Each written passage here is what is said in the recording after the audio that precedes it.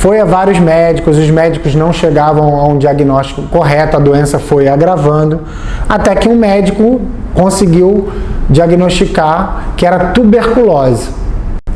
Tuberculose, naquela época, a gente está falando aí década de 50, né? Era uma doença muito grave. Muita gente tinha tuberculose e muita gente morria de tuberculose. Então, o tratamento era longo e a pessoa tinha que ficar meio que isolada das outras pessoas, porque poderia passar, né?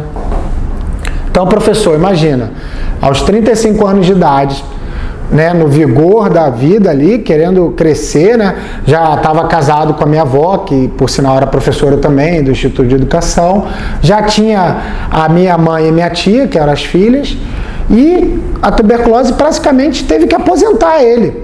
E ele começou a pensar, caramba, como é que eu vou viver com 35 anos, com uma doença tão grave assim, como é que eu vou seguir, né? E aí a gente vai ver como que o professor fez esse passo a passo. Como que a doença mudou a vida do professor? Papai, mamãe, 2 irmãs, meu irmão e eu. Eu era o caçula. A minha infância foi muito feliz, apesar da pobreza. E talvez principalmente, e agradeço a Deus a pobreza é um desafio. Quem não crescer na pobreza, não vai crescer na riqueza. Até certa altura da minha vida, eu desenvolvia o tipo normótico. Já ouviram falar dessa doença, normose? Não. Tá, talvez até quem leu meus livros já sabe o que é. Normose é a doença de ser normal. Então eu era normótico, ou seja, era igual aos outros.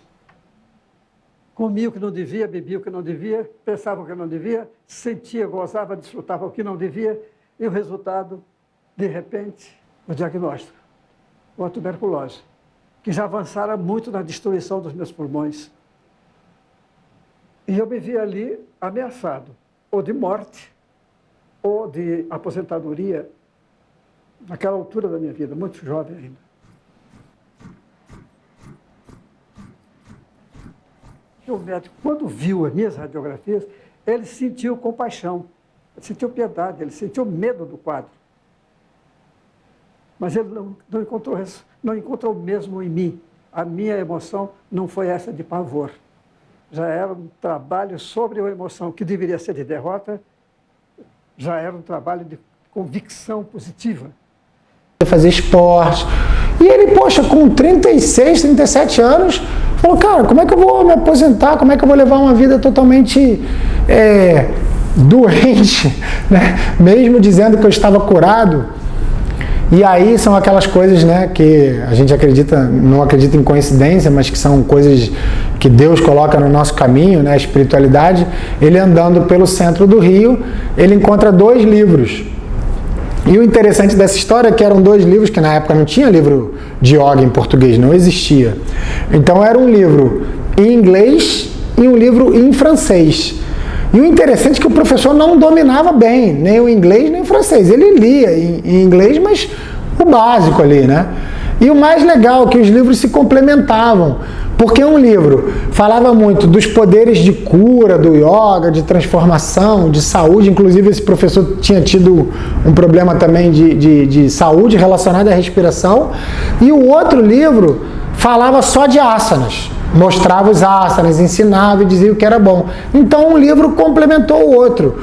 O livro que falava do poder de cura motivou o professor a estudar mais, a conhecer, e o livro de asanas ele começou a praticar as posturas.